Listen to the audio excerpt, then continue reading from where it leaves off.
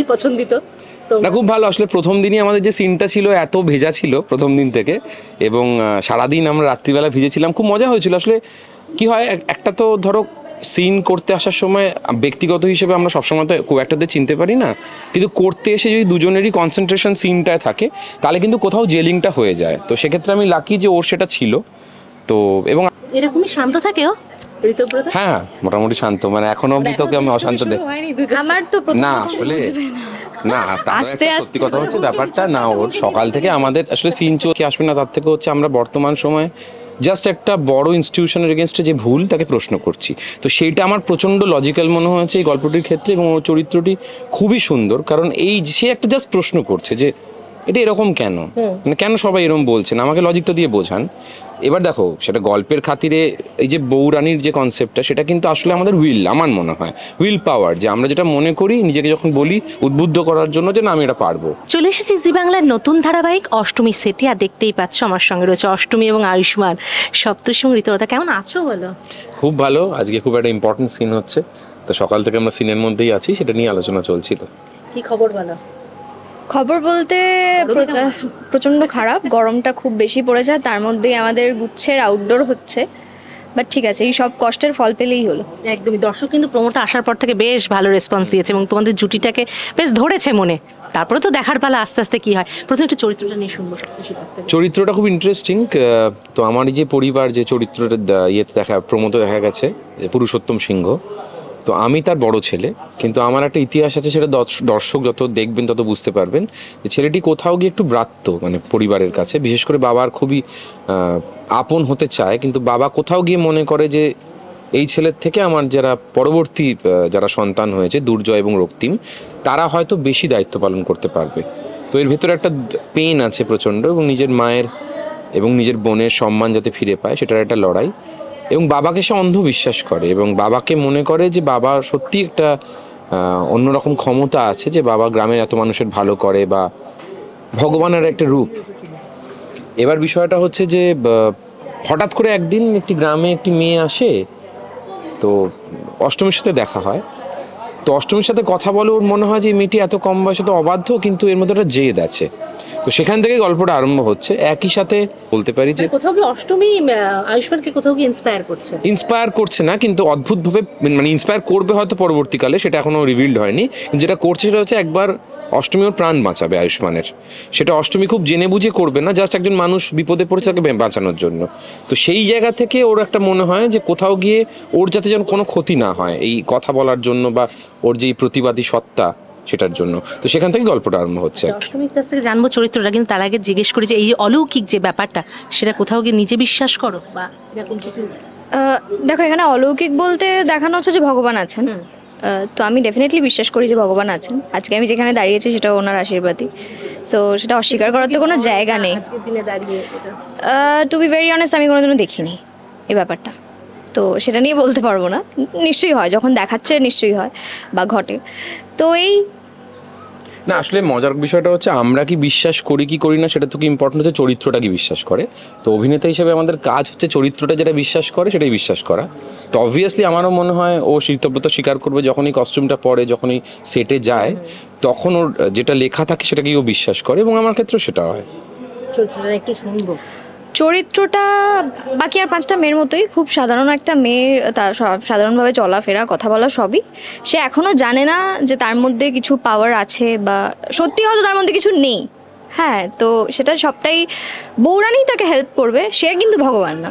তো বউরানী আমাকে হেল্প করবে, আমাকে নানা রকম বিপদ থেকে বাঁচাবে। বাট ডেফিনেটলি যেটা প্রমোতে অলরেডি দর্শক দেখেছেন যে অষ্টমীর চোখ চলে যাবে, তো সেই চোখ চলে যাওয়াটাই বোধহয় তার সব থেকে বড় পাওয়ার হয়ে দাঁড়াবে। সে লড়বে তারপর। এই এই এই এতটুকুই আপাতত বলবো, সবটাতে বলা যাবে না। না, আসলে প্রচ্ছন্নভাবে যেটা হচ্ছে power of a common man আর কি, বুঝলে তো, মানে আমাদের সুপার ন্যাচারাল পাওয়ার আসবে কি আসবে না, তার থেকে হচ্ছে আমরা বর্তমান সময়ে জাস্ট একটা বড় ইনস্টিটিউশনের এগেনস্টে যে ভুল তাকে প্রশ্ন করছি। তো সেইটা আমার প্রচণ্ড লজিক্যাল মনে হয়েছে এই গল্পটির ক্ষেত্রে, এবং ওর চরিত্রটি খুবই সুন্দর, কারণ এই সে একটা জাস্ট প্রশ্ন করছে যে এটা এরকম কেন, মানে কেন সবাই এরকম বলছেন, আমাকে লজিকটা দিয়ে বোঝান। এবার দেখো, সেটা গল্পের খাতিরে এই যে বউরানির যে কনসেপ্টটা, সেটা কিন্তু আসলে আমাদের আমার মনে হয় উইল পাওয়ার, যে আমরা যেটা মনে করি নিজেকে যখন বলি উদ্বুদ্ধ করার জন্য যে না আমি এটা পারবো। সেটাই মানে সেইটা খুব ইন্টারেস্টিং আর কি, দেখানোর প্রতীকী হিসেবে হয়তো ঠাকুর দেখানো হচ্ছে, কিন্তু সাধারণ গল্প হিসেবে কিন্তু আমাদের প্রত্যেকের ভেতরে একটা এরকম একটা উইল আছে যে আমাদেরকে বলে না না তুমি পারবে করতে। একদমই তাই, সেই উইল পাওয়ারটা। এবার জিজ্ঞেস করেছে অফ স্ক্রিন, দুজনেই অন স্ক্রিন প্রথম কাজ একসঙ্গে, কো অ্যাক্টরকে নিয়ে কি বলবে বলে? এমনি দুজনেই দর্শকদের নিজ নিজ চরিত্রে আগেই পছন্দিত তো। না খুব ভালো, আসলে প্রথম দিনই আমাদের যে সিনটা ছিল এত ভেজা ছিল প্রথম দিন থেকে, এবং সারাদিন আমরা রাত্রিবেলা ভিজেছিলাম, খুব মজা হয়েছিল। আসলে কি হয়, একটা তো ধরো সিন করতে আসার সময় ব্যক্তিগত হিসেবে আমরা সবসময় তো কো অ্যাক্টরদের চিনতে পারি না, কিন্তু করতে এসে যদি দুজনেরই কনসেন্ট্রেশন সিনটায় থাকে তাহলে কিন্তু কোথাও জেলিংটা হয়ে যায়। তো সেক্ষেত্রে আমি লাকি যে ওর সেটা ছিল।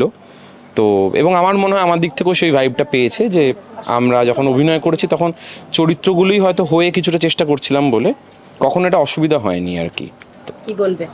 না ভীষণ ভালো, ভীষণ কোঅপারেটিভ, যেহেতু আমার থেকে অনেকটা সিনিয়র তো আর অনেক বেশি এক্সপিরিয়েন্স, হ্যাঁ ডেফিনেটলি, তো সেখান থেকে আমার অনেকটা সাহায্য হয়ে যায়, মানে আমাকে এক্সট্রা করে এফোর্টস কিছু দিতে হয় না, তো সপ্তর্ষিদা করিয়ে নেয়।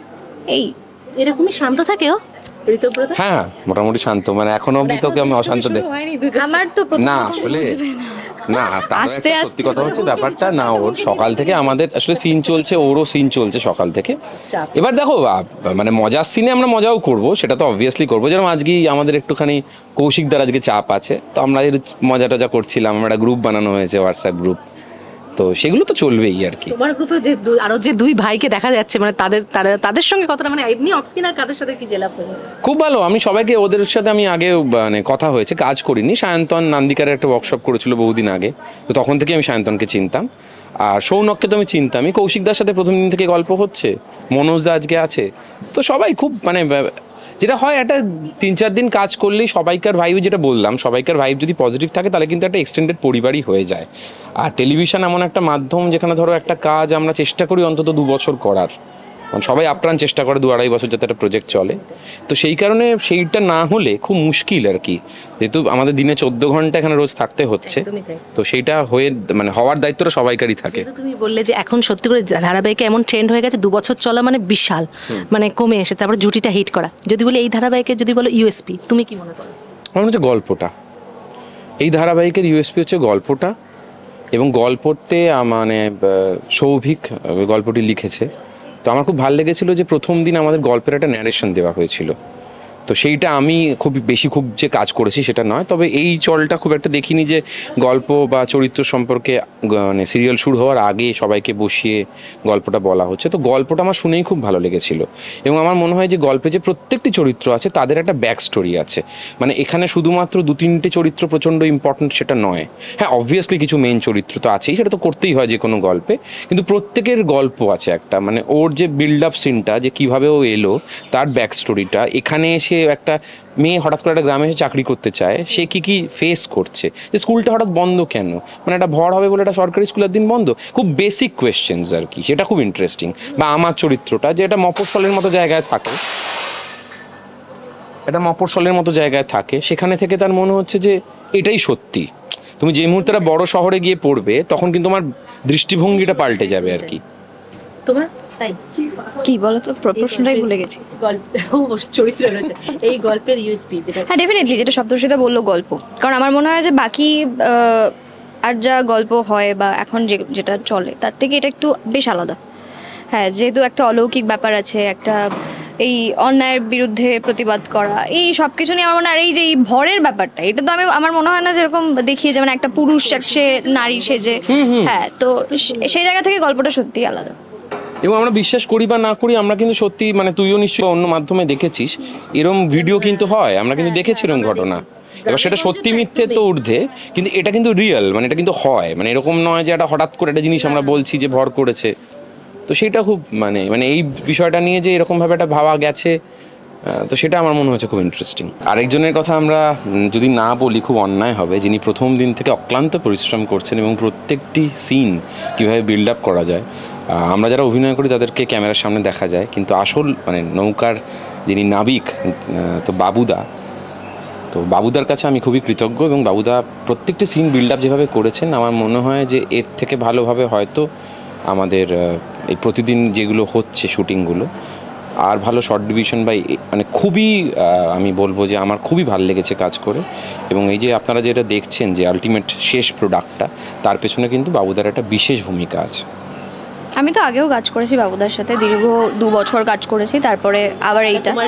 তাই আমি আমার ইউনিয়ন আমি খুব ভালোভাবে বুঝতে পারি অ্যাকচুয়ালি যেটা হয় আর কি, কাজ করতে করতে বোঝা যায় যে সে কি চাইছে, তো সেইটা আমার সাথে হয়ে গেছে আর কি, ওয়েভলেন্থটা ম্যাচ করে যায়। এটা খুব সুন্দর বললো, ওয়েভলেন্থ ম্যাচ করা। আমি প্রথমবার কাজ করলাম, আমার খুব ভালো লেগেছে। এবং যেটা হচ্ছে এখন, ও যেটা বললো, উনি যেটা বলছেন মানে বাবুদা যেটা বলছে আমি সেটা বুঝতে পারছি, কথা না বলেও, যেটা খুব ইম্পর্ট্যান্ট। যাক, শেষ করবো, সবে শুরু, এখনো অনেকটা পথ চলতে হবে, তারপরে তো এসে জানবো যে দুজনের প্রেম কিভাবে শুরু হলো, তার মধ্যে গল্পের কি টুইস্ট, আর দুজনের তখন দুষ্টুমিটা শোনা যাবে, তাই না? লেগ পুলিং কে কতটা করলো। এখন আসলে সবটা বললে তো সামনে ওই এপিসোডগুলো আছে, আপনারা দেখুন। আমরা প্রতিদিনই দেখুন, পরিশ্রম আলাদা করে বলবো না, কারণ আমি এই কাজটা করতে ভালোবাসি, ও এটা করতে ভালোবাসে। আমরা তো ছোটো থেকে চেয়েছিলাম যাতে আমরা অভিনয় করি, আপনাদেরকে এন্টারটেন করতে পারি। তো আমরা খুব লাকি যে এই কাজটা আমরা করছি। তবে আরও বেশি ভালো লাগবে যদি আপনারা প্রত্যেকে ভালোবাসেন, অষ্টমীর পাশে থাকেন। প্রতিদিন 6:30 দেখুন জি বাংলায় অষ্টম। Thank you.